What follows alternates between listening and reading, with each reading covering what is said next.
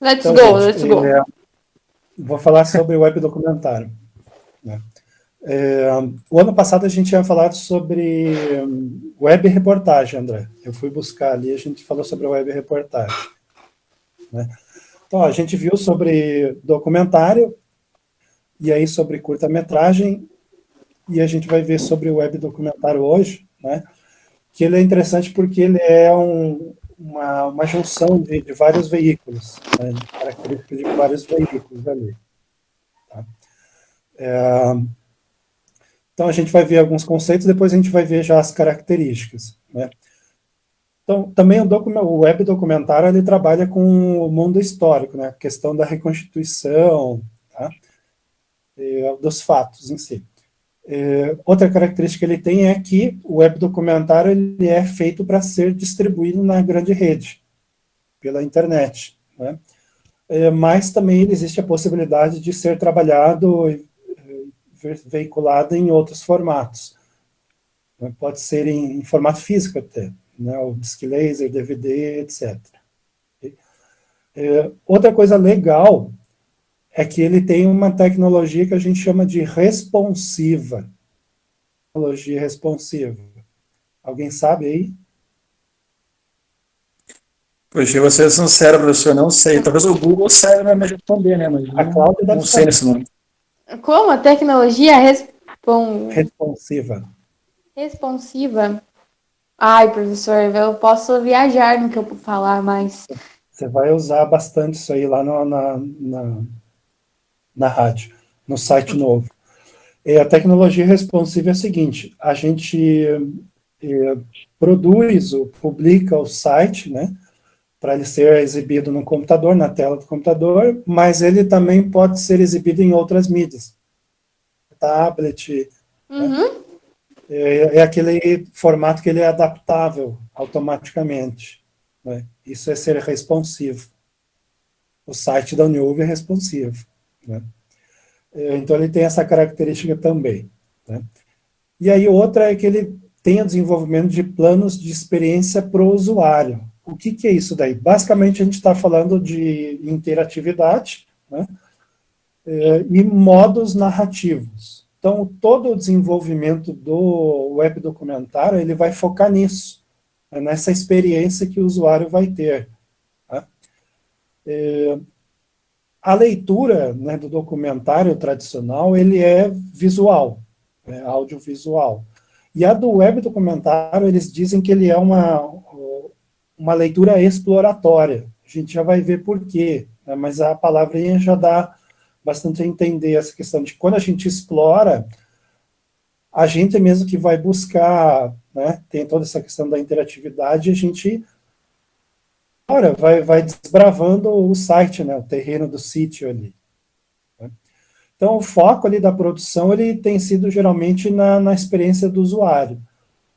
E user experience, né? Tem vários estudos falando sobre, tem até disciplinas ali falando sobre experiência do usuário, né? E tem vários aspectos que a gente ressalta, né? Questão da interatividade, tá? Que o usuário ele vai interagir, ele não vai mais só receber a mensagem, né? Ele vai participar também, né? Ele vai colaborar com a produção de conteúdo. Igual tem em sites assim a taxa de rejeição, né? Que você tem que fazer Também esse, essa forma de fazer as pessoas não só ver a matéria de link que tá lá, mas sim fazer ela apertar em outro botão para ir para outra matéria, para visitar o site, né? exatamente, né? A gente tem que fazer com que o usuário passe quanto mais tempo possível, melhor, né? Isso tudo envolve aí questões bem mais abrangentes, né? Essa participação, né? O usuário ele se sente inserido ali dentro dessa produção, porque ele vai participar, ele vai ajudar, vai interagir. Então, no final, a gente está falando sobre cidadania e comunidade. Né? Por quê? Você pode fazer um web documentário sobre o seu bairro ali, alguns aspectos, né? E aí ele vai acabar contribuindo com o conteúdo, né? Ele vai poder editar, né?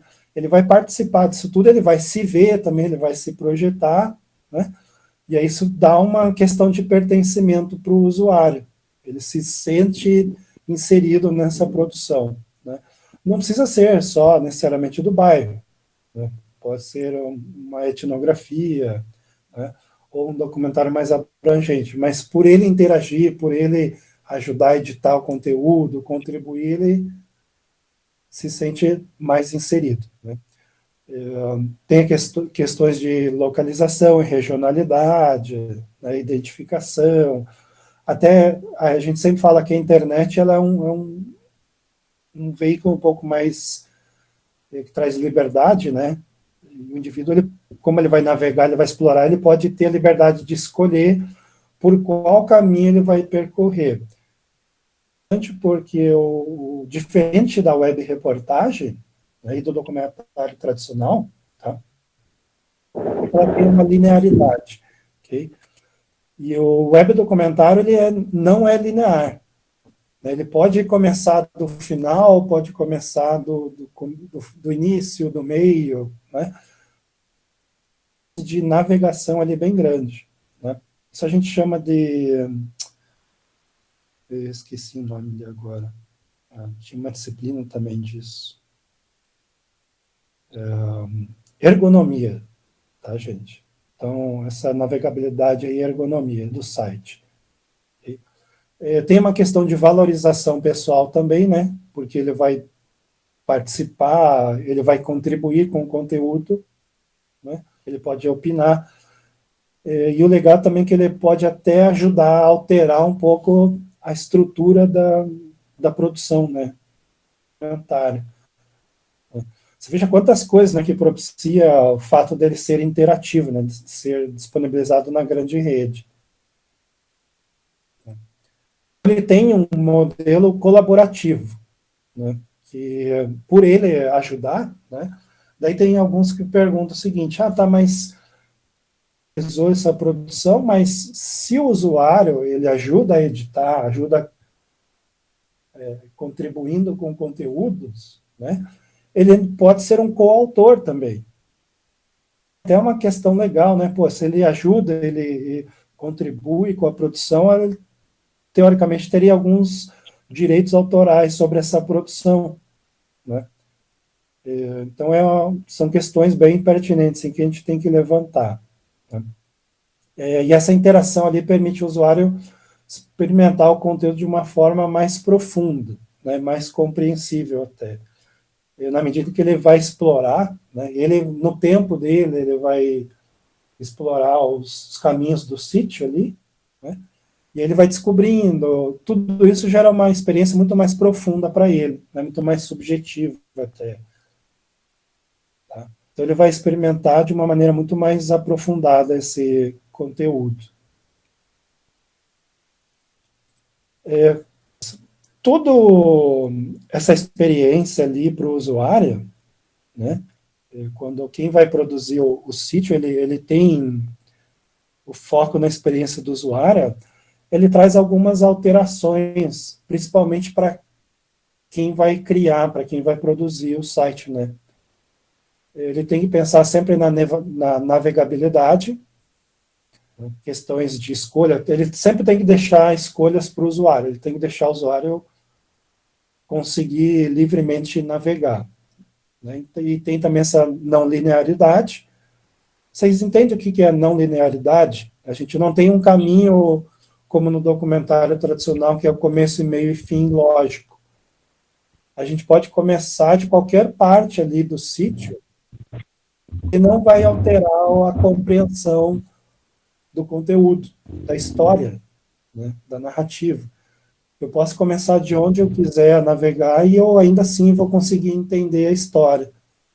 Então, todos os objetos inseridos ali no site, no web documentário, eles fazem sentido em si, né?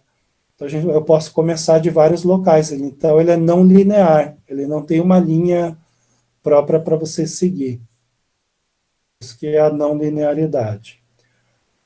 A presença de hipermídia, né, é um pouquinho mais amplo do que o hipertexto. O hipertexto você já deve ter visto, né? O que que é. Quando a gente tem ali vai percorrendo o texto na internet, tem um link numa palavra. Se você clicar nessa palavra, você vai ser redirecionado para outro local.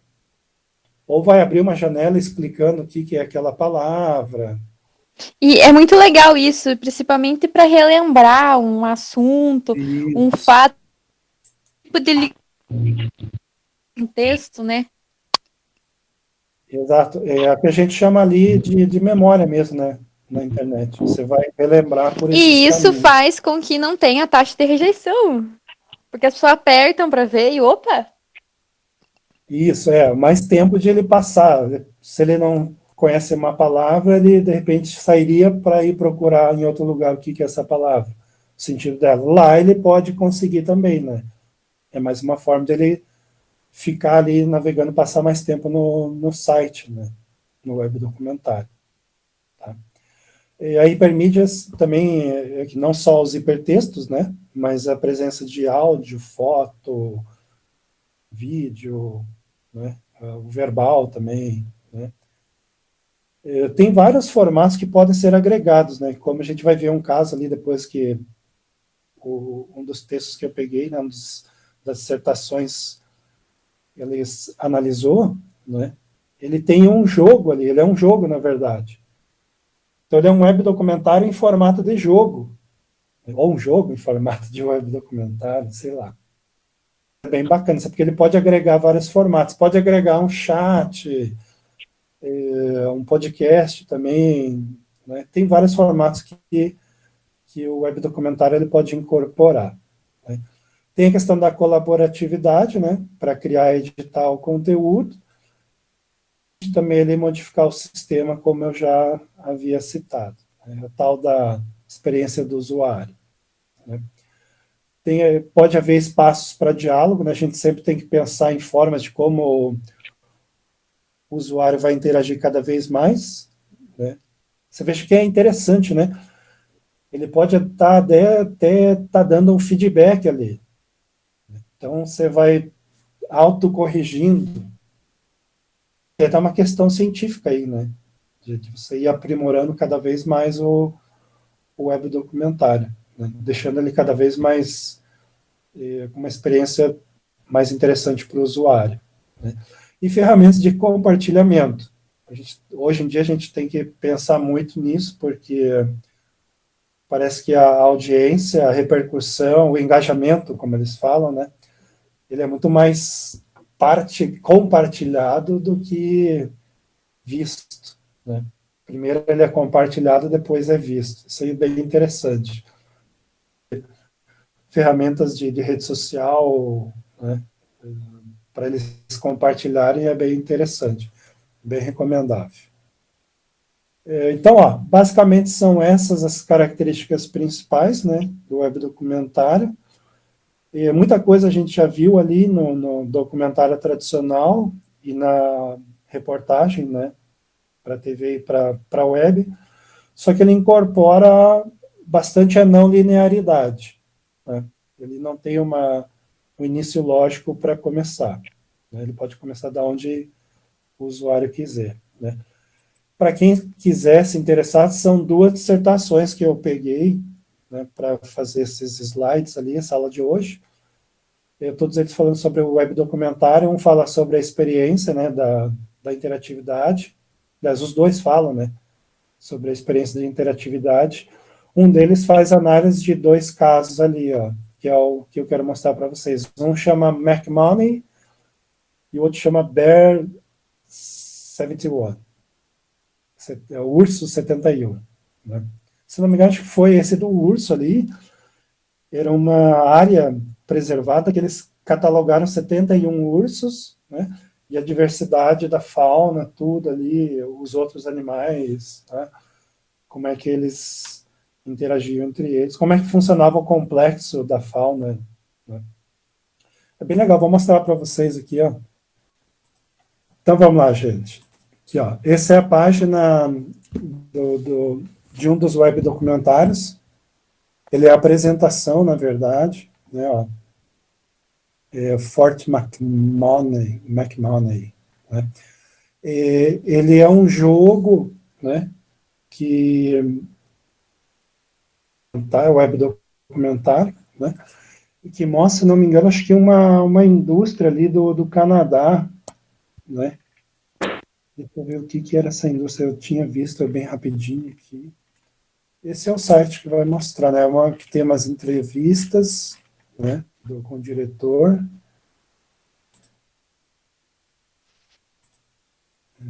Aqui é o documentário, deixa eu ver se ele vai. Ele acho que nem tá. Ah, tá. Acho que ele não estava acessível, mas. O jogo em si não estava, acho que mais. Venceu o contrato. Deixa eu ver. Não estava disponível para nossa região, para o nosso país. Brasil é fogo. Deixa eu ver aqui, interativo. Ele não tinha o jogo em si, que não estava disponível. Só uns vídeos que explicavam.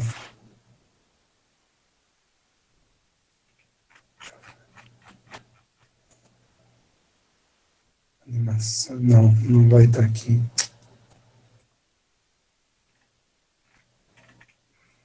Bom, depois a gente procura ele bem certinho, gente.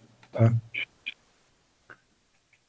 Esse daqui, ele só está explicando o web documentário. Ele é uma associação de vários filmes, vários web documentários aqui. Aí tem o outro, deixa eu ver aqui se vai aparecer para vocês. Eu tenho que mudar aqui. Cadê? Eu paro esse, começo o outro. De novo, não está vindo.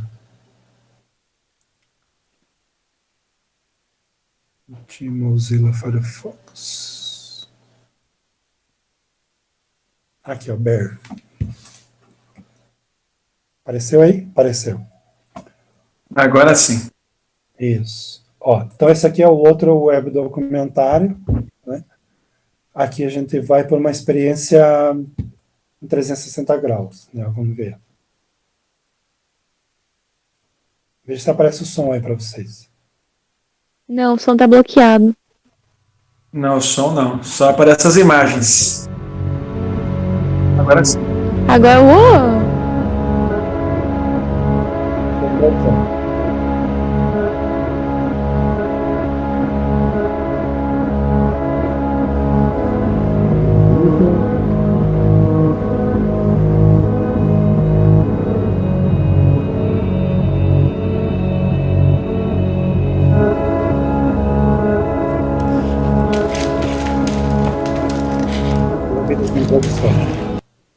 Vou fechar aqui.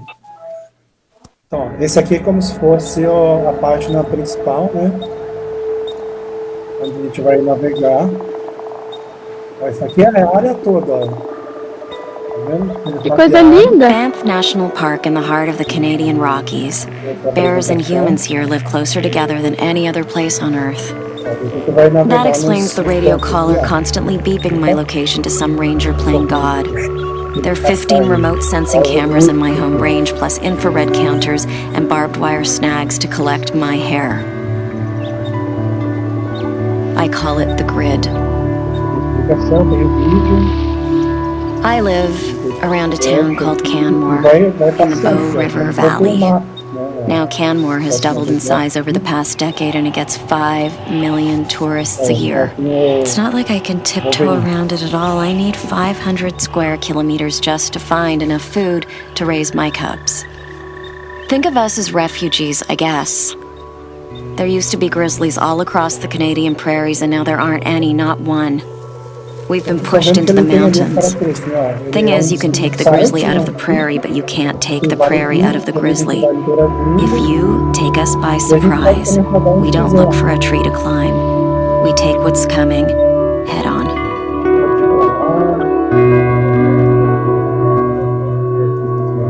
gente vai clicando, ele vai demonstrando como é. Isso acho que é da uma das câmeras.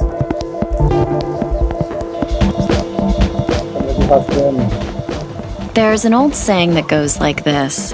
A pine needle Que voz fell in a legal daqui forest. tá falando. The eagle saw it fall. The The deer heard it. Muito legal a voz.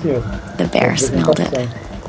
And after the pine needle hit the ground, Google made the information instantly available worldwide. The valley has 35 cell phone towers transmitting 3G data, voice over, IP, and text messages around the clock.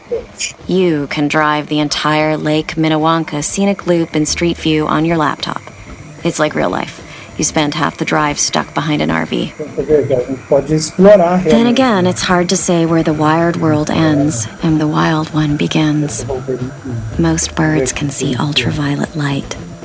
Some frogs can hear sounds nearly twice as high as human ears can pick up. A platypus can basically smell electricity. The nearest platypus is in Australia, but that isn't the point. The point is, just because you can't sense something doesn't mean nothing else can.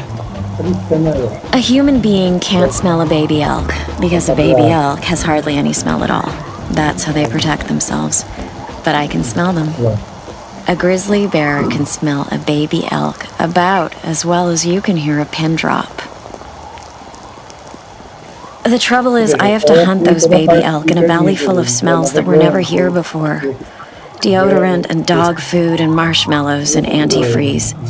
Every morning the smell of hash browns rises up like a mushroom cloud. Do you see what I'm saying? The first rule of survival is don't do what comes naturally. Of course it's not going to be easy.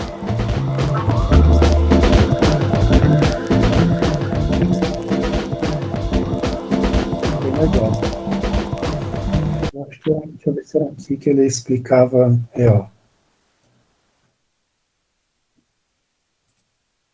É só sobre urso, né? Na verdade, sobre.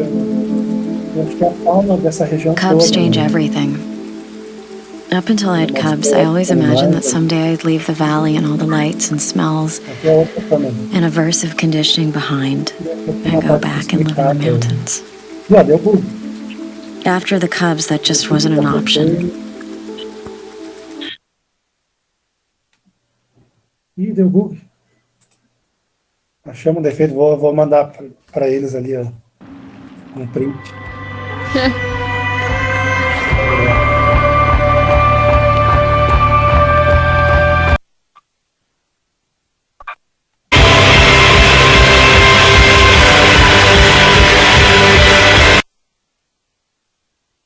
Aqui eu volto. Aqui, acho que era aqui, ó, deixa eu ver. Aqui explica o que é o projeto. É uma fêmea, né, de urso cinza, que ela foi monitorada por um tempo ali. Acho que o web documentário fala da região ali, né? Certo, povo? Então, ó, são esses dois casos que ele expôs ali, né? Aí, voltou. Voltamos. E ali nos slides, no último, eu deixei uma atividade, né, que é vocês buscarem as produções consideradas web documentários, né, fazer análise aplicando esses conceitos ali. Então, vocês vão observar no web documentário que vocês encontrarem se há a questão da interatividade, né, da não linearidade, se tem todos esses espaços ali de interação e para que a gente possa também contribuir, né? Eu vou até analisar melhor esses aqui que ela deixou, né, como caso, para ver se tem essa parte da contribuição, de poder editar, né, o conteúdo, etc. E aí depois fazer um relatóriozinho. Beleza. Okay? Tudo bem, professor. Beleza. Uma análise. Certo? Então já são dois, né, André? Tem da aula passada e esse daqui. O qual, professor da aula? Não estou Os lembrando. outros eram do curta-metragem, tem aqueles 2 curtas-metragens ali, que eu deixei para analisar.